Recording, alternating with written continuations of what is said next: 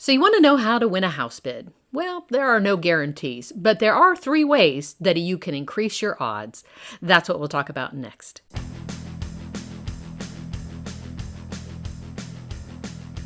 Hi, I'm Kelly Vandever. I'm a real estate agent in the Atlanta, Georgia area with Keller Williams, North Atlanta. While you might be thinking, Kelly, this is a no-brainer. If you want to win a bid on a house, you have to put in the highest offer. That will certainly help, but price alone may not be enough. Your offer is 4 times more likely to be accepted if you make a cash offer. Before you skip the rest of this video because you don't have cash on hand, hang with me for just a moment. In another program, I talk about a new program called Homeward. If you qualify, Homeward will basically turn you in to a cash buyer. See my other video for more details. Homeward will charge a convenience fee, and they're also not going to agree to a price that is totally out of the realm of what the house will appraise for. But if you know you want to win the bid on a house and you haven't been able to so far, the convenience fee might be worth the effort in order to be able to present yourself as a cash buyer. So that's the first way you can increase the odds of getting your house bid accepted. Make a cash offer. Number 2. Make your offer price as high as you can and still be reasonable. What constitutes reasonableness? First is being reasonable in your own mind.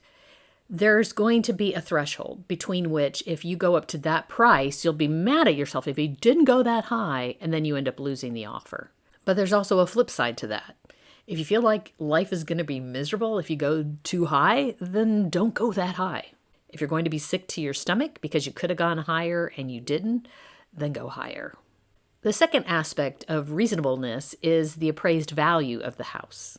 If you are a true cash buyer, meaning you legit have money in accounts that you will wire to the closing attorney in order to pay for the house, then it doesn't matter what the house appraised for. If you're happy with the price you're paying, good, done. But if you're using a lender or a program like Homeward, then you need to use your real estate agent to help you find out what is a reasonable price that the house will appraise for. As agents, we can't be sure, but we can look at previously sold homes to see what would be a comparable price. Now, you may be thinking, but what if the house doesn't appraise? I mean, the seller is going to have to change the price, right? Remember, we're talking about how to win a house bid. If you are super high on your price and you don't have a way to cover the difference between the price and an appraisal value, then your offer is not going to get accepted.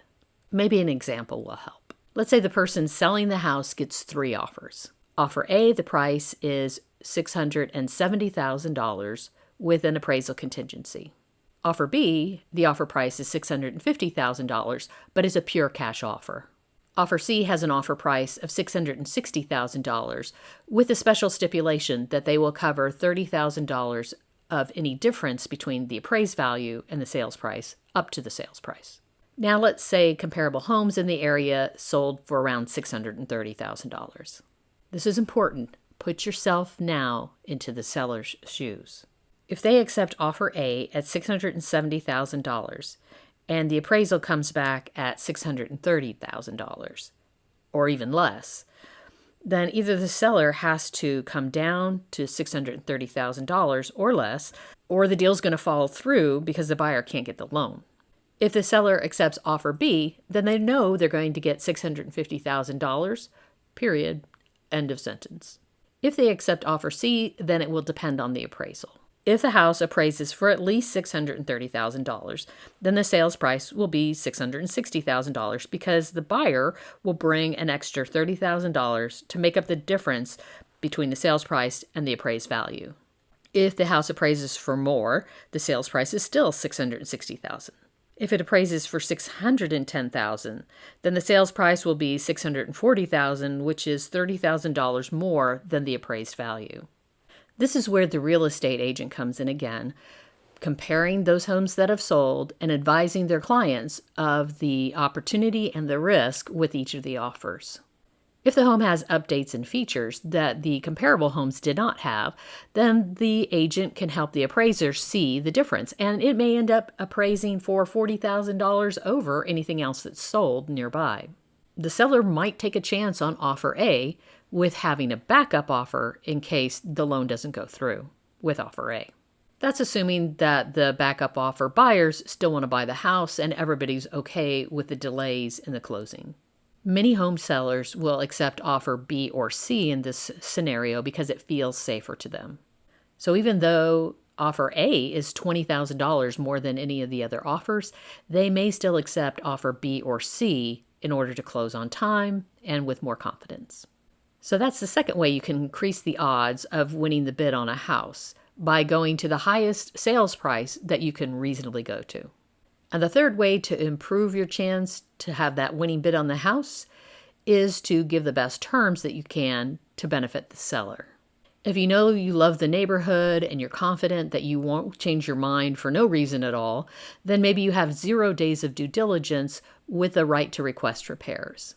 Due diligence in Georgia is a period of time in which the home buyer can change their mind for any or no reason at all and still get back their earnest money. If you have 0 days of due diligence, that's more favorable to the seller. They know you can't change your mind for no reason. With the right to request repairs, you can still have the inspection done and request that the home seller make the repairs in order to go forward with the transaction. If you know the only reason you would change your mind would be that if there was something found during the inspection that needed to be fixed, then going with 0 days due diligence and a right to request repairs is a good option for you. However, it's not without risk. Talk to your agent so you can understand the risk. And basically, it is that if you and the seller don't agree that it's a major issue, you may have trouble getting your earnest money back. Considering whether or not to waive due diligence, that's one way that you can improve the terms in the seller's favor. Another example is to offer 2% or more of the sales price as your earnest money. That says to the seller, I'm not going to change my mind because 2% or significant amount is not something I'm willing to forfeit.